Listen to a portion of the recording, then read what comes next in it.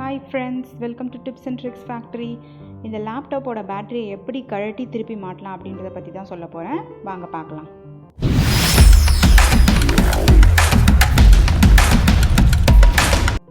லேப்டாப்பை நான் பேக் சைடுக்கு இப்போ திருப்பிக்கிறேன். இந்த பார்ட்டெல்லாம் எதுவும் பண்ண வேண்டாம். நமக்கு வேணுன்ற பார்ட் பார்த்தீங்கன்னா அந்த மேலே இருக்குது பாருங்கள், அதுதான் பேட்டரியை கழட்டுற இடம், அதுதான் பேட்டரியே.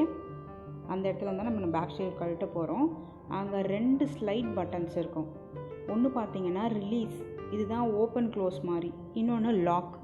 ஃபஸ்ட்டு அந்த லாக்கை எடுக்கிறோம், லாக்கில் இருக்கும், அதை நம்ம ஃபஸ்ட்டு லாக் எடுத்து விட்டுட்டோம் பாருங்கள், கீழே இருந்துச்சு, நம்ம மேலே வந்துட்டு அதை ப்ரெஸ் பண்ணி விட்டுட்டோம்.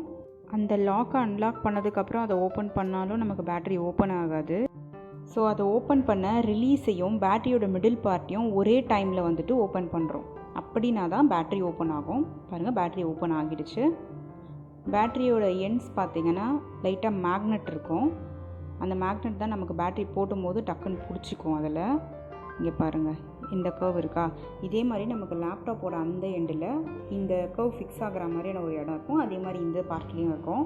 இதை நம்ம ஓப்பன் பண்ணும்போது அந்த ரிலீஸ் பட்டனில் கை வச்சு மிடில் பார்ட்டில் கை வச்சுலாம் ஓப்பன் பண்ணுவோம். இப்போ நம்ம போடும்போது இந்த பேக் சைடில் அந்த பேட்டரியோட எண்ட் இருக்குது பாருங்கள், அந்த கர்வில் அதை வச்சு கனெக்ட் பண்ணிடுறோம்.